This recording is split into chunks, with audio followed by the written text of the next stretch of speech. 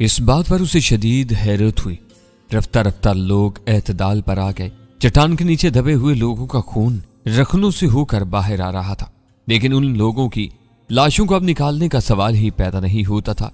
मरने वाले मर चुके थे, अब उनकी फिक्र बेकार थी। चुनाचे उनकी तरफ किसी ने तवज्जो भी नहीं दी और फिर इश्तार ने इन लोगों को सामान बाहर लाने का हुक्म दिया। तमाम लोग मसरूफ हो गए और सामान बाहर आने लगा। मैं भी इश्तार से इजाजत लेकर अंदर आ गया था। घोड़े वगैरह भी जमा कर लिए गए थे। मैंने इश्तार के साथियों का अंदाजा किया, थोड़े ही लोग काम आए थे। बहरहाल अब वो इश्तार के दूसरे हुक्म का इंतजार कर रहे थे। इस सिलसिले ने हमारा खेल बिगाड़ दिया। इन इलाकों में इन गारों से उमता जगह और कोई ना थी। अब हमें नए ठिकाने तलाश करने पड़ेंगे। क्यों ना हमारा ठिकाना मनाइयों का शहर हो, मैंने कहा, और इश्तार चौंक कर मुझे देखने लगी। फिर उसने हैरत से कहा, मेनपाल के बगैर ये कैसे मुमकिन है? और मैं खामोश हो गया। बात ठीक ही थी। मैं आशीरी के लश्कर में ज्यादा से ज्यादा लोगों को कत्ल कर सकता था, लेकिन वो भी हाथ पांव रखते होंगे। वो इश्तार के साथियों को कत्ल करेंगे और मुमकिन है इश्तार के साथी उनके एक भी हमले की ताब न ला सकें। इसकी पूरी जिम्मेदारी मैं क्यों कबूल करूं? सामान घोड़ों पर बार कर दिया गया और हम नुकीली चट्टानों की दूसरी तरफ नए रास्ते पर चल पड़े। इश्तार खौफजदा तो नहीं, अलबत्ता परेशान जरूर थी। वो मुझसे बहुत मुतासर थी और उसका घोड़ा मेरे घोड़े के साथ साथ चल रहा था। रास्ते में वो कहने लगी, हमें कोई मुनासिब जगह जरूर तलाश करनी होगी। मेरा लश्कर भी किसी बड़े लश्कर से जंग करने की कुव्वत नहीं रखता। इसके अलावा जलजले ने हमें तवक्का से ज्यादा नुकसान पहुंचाया है। क्या इन इलाकों में आशीरी के लोग गश्त करते हैं? मैंने पूछा। बात सिर्फ आशीरी की नहीं है, दूसरे लोगों का सामना भी हो सकता है। बाबुल का शहराजा मुंतशिर है। हर शख्स सल्तनत वसी करना चाहता है और इसके लिए उसने तय कर रखा है कि कमजोर कुव्वतों को मुजतमा न होने दे। इसलिए कोई भी लश्कर किसी भी वक्त इधर गुजरते हुए हमला आवर हो सकता है। इसके लिए बहुत आसान बात होगी कि थोड़े से लोगों को कत्ल करते। फिक्र मत करो, यह आसान बात न होगी। मैंने कहा, मैं तुम्हारे बारे में तुमसे इस वक्त तक न पूछूंगी जब तक तुम खुद न बताओगे। इश्तार ने कहा, मैंने कोई खास बात तुमसे नहीं छुपाई है। मैंने कहा, तुम्हारी बेपनाह ताकत का क्या राज है? राज शायद कुछ नहीं। मैं तुम्हारी जमीन पर अजनबी हूं, लेकिन मैं यहाँ कायम करूंगा और मेरा ख्याल है तुम मुझसे बखूबी वाकिफ हो जाओगे। तुम्हारे चमकदार जिस्म और लाफानी हुस्न का क्या राज है? इश्तार ने दोबारा पूछा। तुम्हारा हुस्न नजर, और कुछ नहीं, मैंने मुस्कुराकर कहा और वो गहरी सांस लेकर मेरी तरफ देखने लगी। फिर उसने आहिस्ता से कहा, तुम्हारे साथ कोई औरत नहीं है? इस वक्त तो तुम हो। मेरा ख्याल है तुम एक हसीन और पुरकशिश औरत हो। मैंने मौका से फायदा उठाते हुए कहा और उसके चेहरे पर उदासी फैल गई। उसने एक गहरी सांस लेकर कहा, मैं अपने भाई की मौत के बाद खुद को औरत समझना छोड़ चुकी हूं। अब तो मैं सिर्फ इंतकाम हूं। अगर इंतकाम लेने में कामयाब होगी तो शायद फिर कभी औरत बन जाऊं, और अगर मारी गई तो मुझे कोई दुख ना होगा। मैं पेशन गोई करता हूं कि आशीरी तुम्हारे हाथों मारे जाएंगे। अगर ऐसा हो सका तो। वो कुछ कहते कहते रुक गई। फिर उसने अजीब निगाहों से मेरी तरफ देखा और उदास लहजे में बोली, लेकिन तुम्हें तो मेरे ऊपर भरोसा नहीं है। क्यों? यह अंदाजा क्यों कर कायम किया तुमने? इसलिए कि मैं अभी तक तुम्हारे नाम तुम्हारी हैसियत से ही वाकिफ नहीं हूं। मेरा नाम, मेरी हैसियत, इसके बारे में मैं तुम्हें बता चुका हूं और कुछ नहीं बता सकता। मैं तुम लोगों से मुख्तलिफ हूं। मैं वो कुव्वतें रखता हूं जो तुम नहीं रखते। लोग मुझे बहुत से नाम देते रहे हैं, पर मैंने इनकी मर्जी पर छोड़ दिया है। मैं खुद अपना नाम और इसका तयन नहीं कर सका और ना आइंदा कर सकता हूँ। खामियाब हालात में एक आम इंसान हूँ। मेरी खुसूसियात, मेरी जरूरियात इंसानों जैसी ही हैं। बहरहाल मैं तुम्हें मजबूर भी नहीं करूंगी। उसने कहा और खामोश होगी। लोहा नरम था, पिघल ही जाएगा, पहले इसका काम हो जाए। मैंने दिल ही दिल में सोचा और खामोशी से उसके साथ सफर करता रहा। उसने एक बुलंद पहाड़ मुंतखब किया था जिसके बारे में रास्ते में उसने कहा, जब तक हमें गार नहीं मिलते कयाम के लिए कोई बुलंद मकाम मुनासिब होगा, क्योंकि वहां से दुश्मन पर निगाह रखी जा सकती है। मैंने उसके ख्याल की तायद कर दी। सूरज के गरूब होने तक हम पहाड़ की चोटी पर पहुंच गए। बर्फ से महफूज पहाड़ नहायत मुनासिब कायमगाह था। वहां घोड़ों के लिए सब्ज घास भी मौजूद थी और दूसरी चोटी से गुजरता हुआ चश्मा भी, जो एक आबशार की शक्ल में दूसरी तरफ वादी में गुजरता था। मुझे यह मकाम बहुत पसंद आया। घोड़े खोल दिए गए, सामान उतार कर सलीके से रखा गया और फिर लोग मुख्तलिफ तैयारियों में मशगूल हो गए। पूरा दिन बगैर खाए पिए गुजर गया था। चुनाचे वो सब्ज घास पर नजर आने वाले हर जानवर को शिकार करने लगे और फिर खुराक तैयार होगी। मेरे लिए भी चंद परिंदे आग पर सेंके हुए आए और मैंने उन्हें खा लिया और फिर रात मैंने एक हमवार चट्टान पर गुजारी। इश्तार ने भी अपने लिए कोई जगह मुंतखब कर ली थी। दूसरी सुबह उससे मुलाकात हो सकी। वह उसी चुस्त लिबास में मलबूस थी और काफी चाको चौबंद नजर आ रही थी। रात के बचे हुए शिकार का गोश्त और किसी जंगली बूटी का जोश किया हुआ अर्क पिया गया, जिसने ताजा दम कर दिया। और फिर इश्तार कहने लगी, सुनहरे अजनबी, मैंने तय किया है कि लोगों का पूरा गिरोह लेकर गारों की तलाश में जाने के बजाय सिर्फ मैं और तुम चलें और पहाड़ के दामन में ऐसे गार तलाश करें जो हमारे लिए मस्कन बन सके। मैं तैयार हूं, मैंने कहा। चुनाचे इश्तार ने अपना और मैंने अपना घोड़ा संभाला और थोड़ी देर के बाद हमारे घोड़े पहाड़ के ढलानों में दौड़ने लगे। इश्तार बेहतरीन सवार थी। हम ऐसे ढलवानों से उतर रहे थे जिनके तसव्वुर से दूसरे लोग खौफजदा हो जाते, लेकिन मैंने एक बार भी इश्तार को घोड़े की पूंछ से उतरते हुए नहीं देखा था। यहां तक कि हम वादी में पहुंच गए। आबशार से गिरने वाला पानी एक नन्ही सी बल खाती नदी बनाता आगे बढ़ रहा था, लेकिन हमारी मंजिल ये नहीं थी। हमें तो पहाड़ों के दामन में दूर तक घोड़े दौड़ाने थे ताकि गारों को तलाश किया जाए। चुनाचे हम सुस्त रफ्तारी से चल पड़े। गारों के छोटे छोटे दाने नजर आते रहे, लेकिन ये छोटे गार हमारे लिए मौजू नहीं थे। हमें बड़े गारों की तलाश थी। पहाड़ के साथ साथ हम काफी दूर निकल आए। सूरज अब पूरी तरह बुलंद हो गया था, लेकिन कोई ऐसा गार न मिल सका जिसकी हमें तलाश थी। तब इश्तार ने एक जगह घोड़ा रोक दिया। हम छोटे गारों को नजरअंदाज करते आए हैं। मुमकिन है इन छोटे धानों की दूसरी समत कुशादा गार हो। अगर ऐसा है तो इन धानों को कुशादा भी किया जा सकता है। हाँ, हम सब तरफ देख लें। बाएं समत देखो, एक धाना नजर आ रहा है। मैंने एक तरफ इशारा किया और इश्तार घोड़े से नीचे आ गई। मैंने भी घोड़े की पुश्त खाली कर दी और फिर हम दोनों ने घोड़े छोड़ दिए और गार की तरफ बढ़ने लगे। गार अंदर से तारीक नजर आ रहा था, लेकिन इश्तार मुझसे चंद कदम आगे तेजी से उस तरफ बढ़ रही थी और फिर मुझसे पहले ही वो गार में दाखिल होगी। मैं भी उसके पीछे गार में जाने का इरादा कर रहा था कि अचानक इश्तार उछल कर बाहर आ गिरी। उसकी हल्की सी कराहट सुनाई दी थी। मैं चौंक पड़ा। इश्तार ने संभल कर उठने की कोशिश की, लेकिन उससे कबल के मैं उसे संभालने के लिए आगे बढ़ता। गार के धाने से करीहा शक्ल ने बाहर झांका। ये गोल चट्टान सी थी जिसमें आगे की समत एक लंबी नोक उभरी हुई थी। नोक के दोनों तरफ दो आंखें नजर आ रही थी। फिर वह चट्टान बाहर निकल आई। एक इंतहाई तवील उल कामत गैंडा था जिसके नाक के नथनों से शोले निकल रहे थे। उसकी आंखें अंगारों की तरह सुर्ख थी और उनसे शैतानियत झलकती थी। उसने अपना सतून नुमा पांव जमीन पर मारा और फिर गर्दन झुकाकर नीचे गिरी हुई इश्तार की तरफ बढ़ा। इश्तार के मुंह से चीख निकल गई। न जाने उसे कहां चोट आई थी। वो खड़ी नहीं हो पा रही थी और उसके चेहरे पर तकलीफ के आसार थे। मैंने जोरदार आवाज मुंह से निकालकर गैंडे को अपनी तरफ मुतवज्जा किया और फिर चौंक कर मेरी तरफ वो देखने लगा। गुस्से से उसके नथनों से शोले निकल रहे थे। फिर उसने दोनों पांव जमीन पर जमाए और पूरी ताकत सर्फ करके मेरी तरफ लपका। इस खौफनाक की फ्रीज से टकराने का तस्वुर भी लर्जा खेज था, लेकिन इसका मुकाबिल कोई आम इंसान नहीं था। गैंडा मेरे करीब आया। उसने अपना लंबा और भद्दा सींग मेरे पेट में मारना चाहा, लेकिन क्या ही लुत्फ आया इससे जंग में प्रोफेसर। मैंने दोनों हाथों से उसका सींग पकड़ लिया। उसने अपनी मोटी गर्दन पीछे खींचकर अपना सींग मेरी गिरफ्त से छुड़ाना चाहा और बहुत नाज था उसे अपनी कुव्वत पर, लेकिन वो मुझे जुम्बश भी न दे सका। और अब मेरी बारी थी। मैंने सींग पर कुव्वत सर्फ की और उसे मोड़ने लगा। गैंडे ने पूरी कुव्वत सर्फ कर दी और फिर उसका जिस्म एक धमाके से चट्टान पर गिरा, लेकिन मैं उसे छोड़ने वाला कहां था। मैं तो दुश्मन से सबसे पहले उसका हथियार छीनना चाहता था।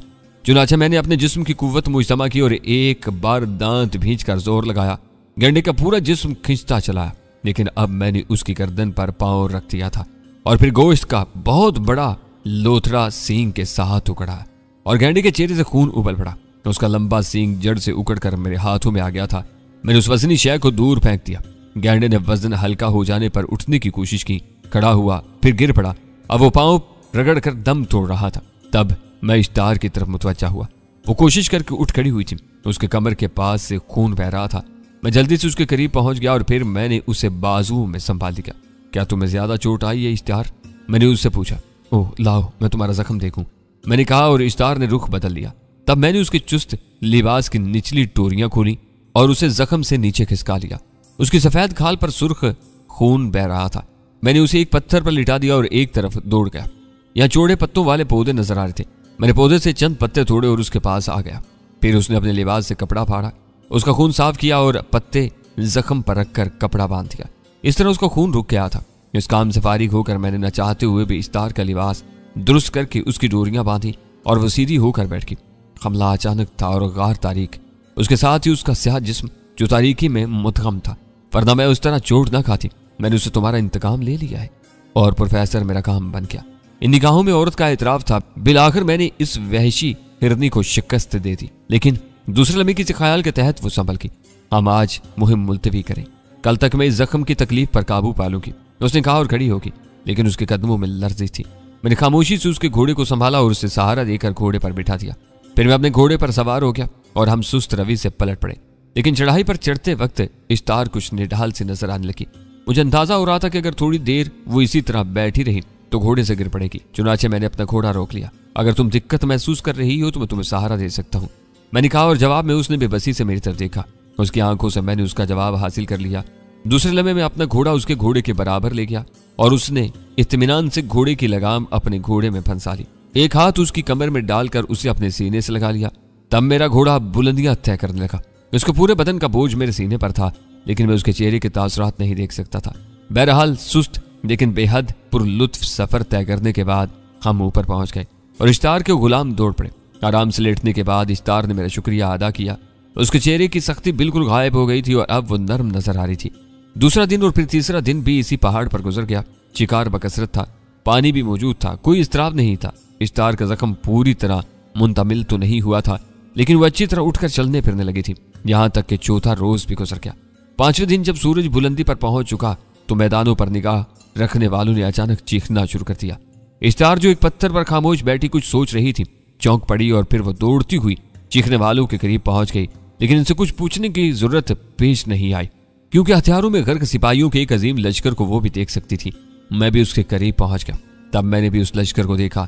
बेशक मिस्रियों के मुकाबले में यह लश्कर ज्यादा मजबूत और उम्दा साजो सामान हर्ब से आरास्ता मालूम होता था। उस लश्कर के जवान भी तंदुरुस्त और तवाना थे और घोड़े भी खूब थे। लश्कर सफे बनाए रास्ते तय कर रहा था। काश मैं इसके सरदार को यहां से देख सकती। तुम खतरा महसूस कर रही हो? अगर दुश्मन है तो यकीनन हम खतरे में हैं, क्योंकि उनकी तादाद तुम देख रहे हो, और अगर वो मेनपाल है तो। मगर मैं उसे करीब से कैसे देखूं? ये काम तुम मेरे सपुर्द कर दो, मैंने कहा। तुम? उसने चौंक कर मेरी तरफ देखा और फिर वो गर्दन हिलाते हुए बोली, हाँ, तुम वो सब कुछ करने वालों में से हो जो दूसरे नहीं कर सकते, लेकिन तुम क्या करोगे? मैं इनके पास जाकर इनके बारे में मालूमात हासिल करूंगा। अगर वो मेनपाल है तो मैं उसे तुम्हारे बारे में इत्तला दे दूंगा, और अगर तुम्हारा कोई दुश्मन है तो उसे धोखा देकर आगे बढ़ जाऊंगा और फिर एक तवील फासला तय करके वापस आ जाऊंगा। इशार मेरी तरफ देखने लगी, फिर उसने गर्दन हिलाते हुए कहा, ठीक है, ताहम मैं अपने लोगों को यहाँ रखूंगी ताकि अगर मुकाबला करना पड़े तो हम कीदड़ की मौत न मारे जाएं। तो उसने मुझ पर भरोसा भरपूर कर लिया प्रोफेसर, और मैं अपने घोड़े पर सवार होकर पहाड़ी की अकबी सम से उतरने लगा ताकि वो लोग इस पहाड़ की तरफ मुतवज्जा न होने पाए। मेरे घोड़े ने इंतहाई बर्क रफ्तारी से दुश्वार गुजार ढलान तय की और मैं एक लंबा चक्कर काटकर उन पहाड़ों की बिल्कुल मुखालिफ सम से लश्कर के सामने वाले हिस्से की तरफ पड़ा। बिलाकर लश्करियों ने मुझे देख लिया। आगे चलने वालों ने हाथ उठाए और मुनज्जम लश्कर रुक गया। फिर 3 घोड़े आगे बढ़े, जिनमें दरमियान का घोड़ा सफेद और ज्यादा कदावर था। बाकी और घोड़े स्याह थे। सफेद घोड़े वाला बेहद पुररोब इंसान था। वो मेरे नजदीक आने का इंतजार करने लगा और जब मैं उनके मुकाबले पहुंचा तो बहुत सी तलवारें नायाम से निकल आई। सफेद घोड़े वाले ने हाथ बुलंद करके गुस्सीले जवानों को रोक दिया था और अब मेरा फासला उनसे चंद गज से ज्यादा न रह गया था। तब एक स्याह घोड़े वाले ने बुलंद आवाज में कहा, घोड़े से उतर है बदबख्त और झुक जा अजीम ताकत वाले मेनपाल के सामने जो मौत का देवता है और जिसके कदमों से आंधियां जन्म लेती हैं। तू इसकी कुव्वत का एतराफ कर और जिंदगी हार, वरना जलील मौत के लिए तैयार हो जा। ऊंची बात न करो बेवकूफ, और इसलिए मैंने तुझे इस बकवास पर मुआफ किया कि तुम मुझसे वाकिफ नहीं है। अगर मैं पैगाम्बर ना होता किसी का तो तेरी जुबान काट कर तेरे हाथ पर रखते था, मैंने कहा। लेकिन दरमियान के शख्स का हाथ उठा, शायद उसे खदशा था कि मेरे जवाब पर मेरा सर कलम कर दिया जाएगा। फिर सफेद घोड़ा मेरे मुकाबले पहुंच गया और खूंखार शक्ल वाले ने सुर्ख आंखों से मुझे घूरते हुए कहा, क्या तू आशीरी का कासिद है? नहीं, मैं आशीरी के दुश्मनों में शुमार होता हूँ। दुश्मनों में? तब तू हमारा दोस्त हुआ। हाँ, बशर्ते कि तेरे बेवकूफ मसाहिब अपनी जुबान बंद रखें, या फिर इन सबको इज्तिमाई शक्ल में भेज और इंतजार करके पहले मैं इनकी जुबानें बंद कर दूं, इसके बाद तुझसे गुफ्तगू करूं। तेरी बेबाकी हमें पसंद आई कि तू मेनपाल के नाम से वाकिफ होने के बावजूद भी अपने तेवर कायम रखे हुए है। ताम शायद तू जिसके बारे में मुकम्मल मालूमात हासिल न थी, इसलिए तू काबिल मुआफी है। और अब जल्दी बता कि तू किसका कासिद है और तूने तन्हा हमारे सामने आने की जुर्रत क्यों कर की? जहां तक मेरी जात का ताल्लुक है, मैं तुझसे तेरे लश्कर से मरूब नहीं हूं। अगर तू मुझे तन्हा इनके दरमियान छोड़ दे तो सूरज छुपने तक इनमें से आधों को पाएगा। लेकिन मैं कासिद हूं और मेरा काम सिर्फ पैगाम देना है। खूब है मगरूर इंसान, लेकिन मैं नहीं जानता कि तू किसका कासिद है। तेरे दोस्त बाल की बहन इश्तार का कासिद, मैंने जवाब दिया और मेनपाल चौंक पड़ा। उसने अपना घोड़ा चंद कदम और आगे बढ़ाया और मुसरबाना अंदाज बोला, आह, तो है कासिद, जल्दी बता, क्या लाल की शिकस्त और उसकी मौत का अफसाना दुरुस्त है? बाल की मौत और उसकी शिकस्त एक हकीकत थी। अरबेला की ईंट से ईंट बजा दी गई है और इश्तार मुट्ठी भर जाबाजों के साथ पहाड़ों में भटकती फिर रही है। वो तेरी मुंतजिर थी और उसे यकीन था कि तू अपने दोस्त की मौत की कहानी सुनकर जरूर इधर का रुख करेगा। तो वो दिन रात तेरी राह पर आंखें लगाए हुए थी, लेकिन उसके साथियों की तादाद इस कदर कम है कि जब उसने तेरा लश्कर अजीम देखा तो दहशत से चट्टानों की आड़ में चली गई कि मुबादा आशीरी के लश्कर ना हो जो राह की तलाश में भटकते फिर रहे हैं। सिर्फ मैं था जो तेरे सामने आने की जुर्रत कर सकता था, सो मैं चला है। बहल मेरा दोस्त, तेरी मौत की कहानी सुनकर मैं अपना जलाल भूल चुका हूँ। मैंने तेरी लाफ कराफ भी नजरअंदाज कर दी, यानी कि मुझे अपने दोस्त की मौत का सदमा था। खां वो नेक था और उसकी तालीमात मुझे मुतासर करती थी। कहाँ है इस्तार? उसे मेरे सामने ला और उसे कहे कि वो खौफ न करे। मेनपाल इंतकाम लेना जानता है और वो देखेगी कि उसने बाल के लहू की एक एक बूंद का हिसाब लिया है। जा इस्तार के कासिद, उससे कहे कि मेनपाल उसकी मदद को आ गया है और वो मेहरबान है अपने दोस्त की बहन पर कि उसने उसके चर्ब जुबान कासिद को गुस्ताखी की सजा नहीं थी। वापस जा कासिद और उसे हमारे सामने लेकर आ। ताकत के नशे में डूबे हुए बेवकूफ की बकवास थी प्रोफेसर, वरना मेरा एक थप्पड़ उसे जिंदगी की आखिरी सांस लेने पर मजबूर कर देता। लेकिन मैं तैश में आने वाला नौजवान न था बल्कि सदियों का तजर्बाकार था। तो मैंने दिल में सोचा कि बेवकूफ, कुछ अरसा बाद तो मेरी खुद बड़ाई का एतराफ करेगा, जल्दी क्या है? तुझे सहमखाना गुफ्तगू की फौरी सजा देने का मतलब यह है कि इस तार की मुहिम नाकाम हो जाए और मैं नहीं चाहता कि मेरी पसंदीदा लड़की मेरे खिलाफ बदगुमानी का शिकार हो। चुनाचे मैंने मुस्कुराते हुए अपने घोड़े का रुख मोड़ा और वापस चल पड़ा। अलबत्ता मैंने अपने कानों में चंद बुड़बड़ाहटें सुनी थी जो इस किस्म की थी, बड़ा ही गुस्ताख है शख्स, नोस्को की कसम। अगर मेनपाल इस पर मेहरबान न होता तो फिर इसकी धज्जियां बखेर देते। देखो किस तरह पुष्ट करके जा रहा है और वो घोड़े से भी नहीं उतरा। सिर्फ यही अल्फाज मेरे कानों तक आए थे। इसके बाद मेरा घोड़ा आवाजों की हदूद से निकल गया। मैं मुस्कुराता हुआ घोड़ा तोड़ा रहा था। मगरूर मेनपाल अपने लश्कर पर नाज़ा था। उससे पहले वाले भी अपनी ताकत के बजाय दूसरों की ताकत के बल पर अकड़ते रहे थे और बिलाखर फना हो चुके थे। लेकिन मैं अपनी जात में एक लश्कर था, इसलिए मैं उनसे अजीम था। लेकिन इस वक्त मैं इश्तार से वादा करके लौटा था कि मैं उसके कासिद के फराइज अंजाम दूंगा, इसलिए मैंने अपनी शख्सियत पसे पुश्त डाल दी थी। बरख रफ्तार घोड़ा पहाड़ियों की बुलंदियां नापता रहा और थोड़ी देर के बाद मैं मुंतजिर इश्तार के पास पहुंच गया, जो अपने घोड़े की पुश्त पर सवार बेचैनी से मेरा इंतजार कर रही थी। मेरे करीब पहुंचने से कबल वो अपना घोड़ा आगे बढ़लाई और बेचैनी से बोली, क्या खबर लाया है सुनहरे इंसान? जल्दी बता, क्या वो दोस्तों का लश्कर है या उनके घोड़े इन पहाड़ियों की तरफ बढ़ रहे हैं? वो मेनपाल है इश्तार और तेरा मुंतजिर है। मैंने सादगी से जवाब दिया और इश्तार का चेहरा गुलनार हो गया। चंद साथ वो वफूरे इब्न साद से मेरी शक्ल देखती रही। उसकी आंखों से ऐसा इजहार हो रहा था कि अगर उसे अपने वकार, अपनी कसम का एहसास न होता तो वो बेसाख्ता मुझसे लिपट जाती। तासुर की मनाजिल तो तय हो चुकी थी प्रोफेसर। सिर्फ एक आन थी, एक कसम थी जो अब मेरे करीब आने से उसे रोक रही थी, वरना ये वैसी हसीना जो मुझे कदीम दौर की याद दिलाती थी मेरी आगोश में होती। फिर उसने अपने लोगों की तरफ रुख करके कहा, है लोगो, चलो मेरे पीछे पीछे आओ। वो आ गया है, आशीरी का कातिल आ गया है। चश्मे तसव्वुर से देख लो, आजर तो मौत का मस्कन बना हुआ है। आशीरी की नापाक लाश इसके शहर की गलियों में सड़ रही है। हाँ, ये इश्तार की पेशन गोई है, ऐसा ही होगा और ऐसा होकर रहेगा। और उसके साथी खुशी से नारे लगाने लगे। वो सब अपने घोड़ों पर सवार हो गए और इश्तार मेरे साथ साथ अपने घोड़े पर आके पड़ने लगी। बाकी लोग उससे 2 घोड़ों के फासले के बराबर पीछे चल रहे थे। सिर्फ मेरा घोड़ा था जो उसके साथ साथ चल रहा था।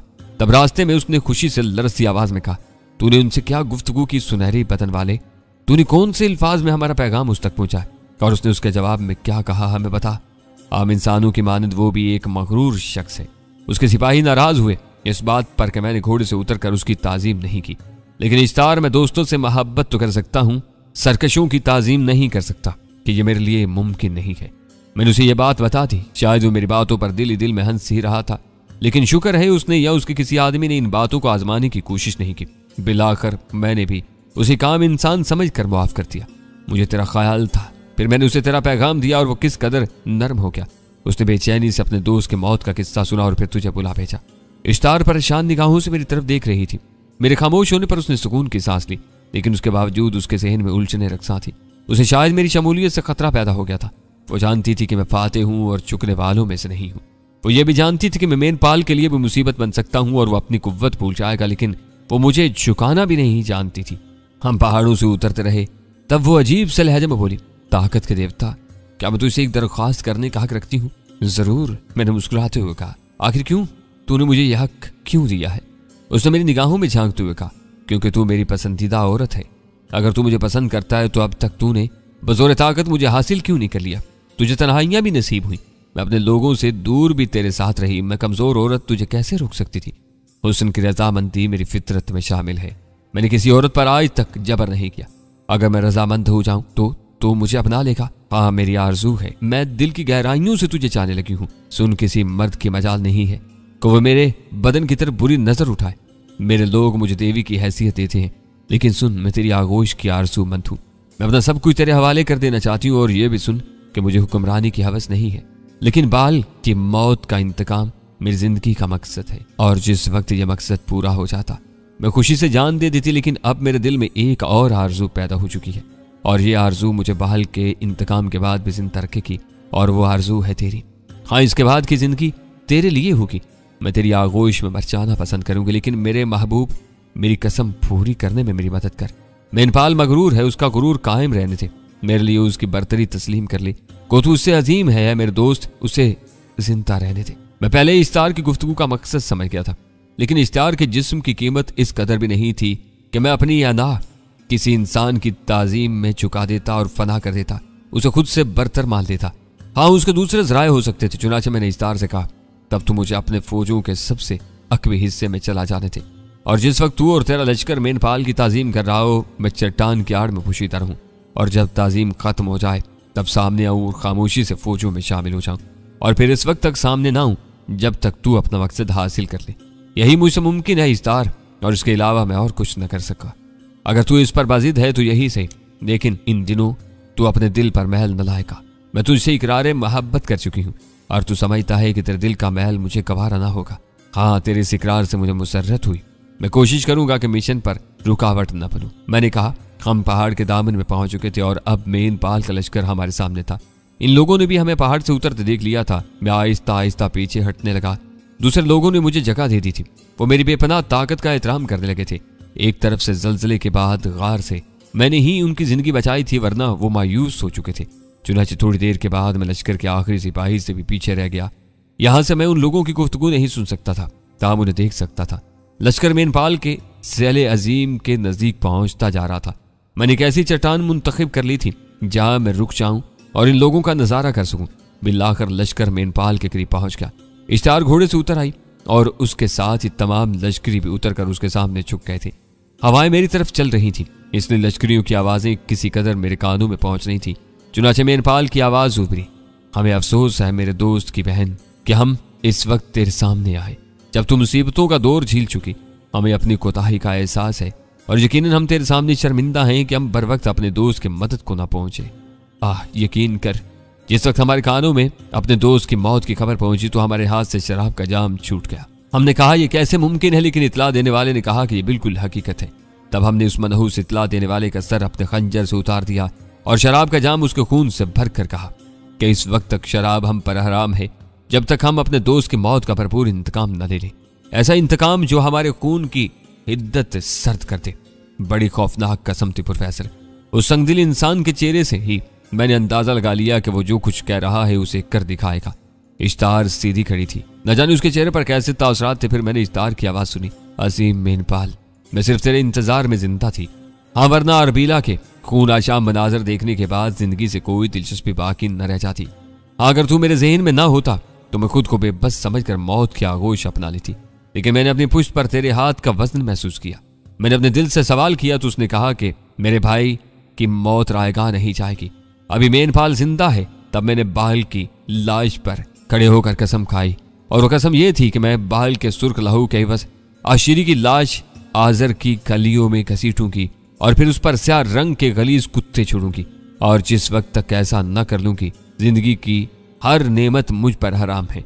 मैं कोई ऐसा काम न करूंगी जो मेरे लिए लज्जत आमेज हो और जिसका ताल्लुक सिर्फ मेरी जात से हो। मैं अपनी जवानी के तकाजे भी पूरे न करूंगी, किसी मर्द की आगोश नहीं अपनाऊंगी। और अगर मैं इंतकाम न ले सकी और जिस वक्त खुद को बेबस तसव्वुर किया तो इत्मीनान से किसी पहाड़ की बुलंद चोटी से नीचे छलांग लगा दूंगी।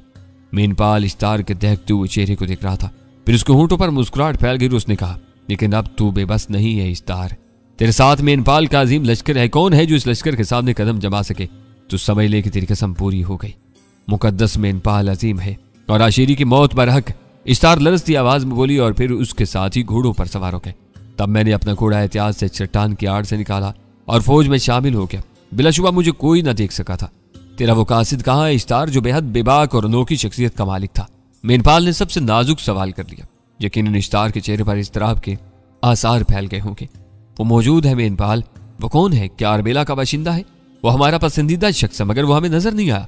मेनपाल ने गर्दन उठाते हुए कहा, वो अरबेला का बाशिंदा नहीं है मेनपाल, लेकिन बला का बहादुर और बेहद वफादार है, तो उसकी शख्सियत को बिल्कुल मुनफरिद पाएगा। इश्तार ने कहा। यकीन उसने हमारी ताजीम नहीं की, वो खुद को नाकाबिल तस्खीर समझता है। उसने कहा था कि अगर हमारा लश्कर इस पर हमला कर दे तो वो सूरज छुपने तक इनमें से आधों को कत्ल कर देगा। कुछ भी हो इश्तार, हमें उसकी ये दिलेराना गुफ्तगू पसंद आई। बजाते खुद वो कुछ भी हो, लेकिन वो हमारी आंखों में बेबाकी से आंखें डालकर गुफ्तगू करने वाला पहला शख्स है, मगर वह है कहाँ? एक बार फिर उसने गर्दन उठाकर मुझे तलाश किया और मैं घोड़े को एड़ी लगाकर उसके सामने पहुंच गया। आहा, मेनपाल ने तमस्कराना निगाहों से मुझे देखा और बोला, आशीरी के लश्कर के कितने हिस्से को तूने अपने लिए मखसूस किया है जारे?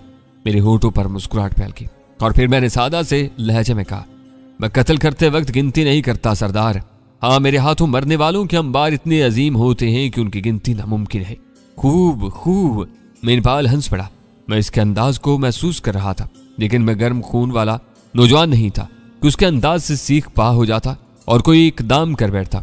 खाम हालात में मैंने जो कुछ कहा था उसका अमली तजुर्बा भी पेश कर देता, लेकिन इश्तार की दरख्वास्त भी सामने थी, इसलिए मुस्कुरा कर रह गया। चुनाचे मेनपाल इश्तार की तरफ मुतवज्जा हो गया। मेरे दोस्त की नौजवान और खूबसूरत बहन, अगर तू मेरी मुंतजिर थी तो मैं आ गया हूं और देख मेरे साथ लश्करी अजीम है। मैं आशीरी की कुव्वत को फना कर दूंगा। मैं इसे ऐसी सजा दूंगा जो कि मिसाल बन जाएगी। हमें सलाह मशवरा करना है, चुनाचे क्यों ना पहाड़ों की सरफ मैदान में हम खैमाजंद हो जाएं और उसके बाद आगे बढ़े। मेरी मुट्ठी भर नौजवान जिनकी कोई हैसियत नहीं है, को मेनपाल के अजीम लश्कर लश्करियों जैसे नहीं है, ताहम इन्हें भी लश्कर में शामिल करके इनकी इज्जत अफजाई कर। ठीक है, हमने उन्हें खुद में शामिल कर लिया। चुनाचे मैं भी कनीज हूं, मुझसे मशवरा ना दिया जाए बल्कि मुझे हुक्म दिया जाए। ओह नहीं इश्तार, तू कनीज नहीं है, हमारे दोस्त की बहन है, एक हसीन शहजादी है। हम तेरी इज्जत शहजादियों की तरह करेंगे। तेरा खैमा हमारे खैमे के नजदीक होगा, मेनपाल ने कहा। और प्रोफेसर, मैंने उस अधेड़ उम्र के कवि हैकल बूढ़े की आंखों में एक अजीब कैफियत देखी। शायद अब वो अपने दोस्त का इंतकाम लेने के लिए इश्तार की मदद नहीं कर रहा था, बल्कि खुद इश्तार का कुर्ब उसकी तवज्जो हासिल करने का ख्वाहिशमंद था। एक दिलचस्प सूरत हाल पैदा हो गई थी। इश्तार मुझे भी बहुत पसंद थी और इस बूढ़े जल्लाद को भी, लेकिन देखना यह था कि इश्तार क्या फैसला करती है। अगर इस बूढ़े के हक में भी फैसला करती तो मुझे कोई खास एतराज न था, ये उसका अपना फेल होता। हाँ, मैं अपनी दिलचस्पियों के बारे में गौर करता कि मुझे उन लोगों के साथ रहना चाहिए या यहाँ से आगे बढ़ जाना चाहिए, क्योंकि बहरहाल मैं इश्तार के हमदर्दों और वफादारों में से न था। चुनाचे मैंने फैसला कर लिया कि इश्तार जो मुझसे मोहब्बत का इकरार कर चुकी है, मगर मसलहत के तहत खुद को बूढ़े मेनपाल के हवाले कर देती है, तो मैं उसे उसके दावे का एहसास दिलाऊंगा और फिर इन लोगों को छोड़कर आगे बढ़ जाऊंगा। और अगर मामलात कोई और दूसरा रुख इख्तियार करते हैं तो मेरे लिए दिलचस्प होंगे। बूढ़े मेनपाल को कत्ल करने में मुझे कोई तकल्लुफ न था।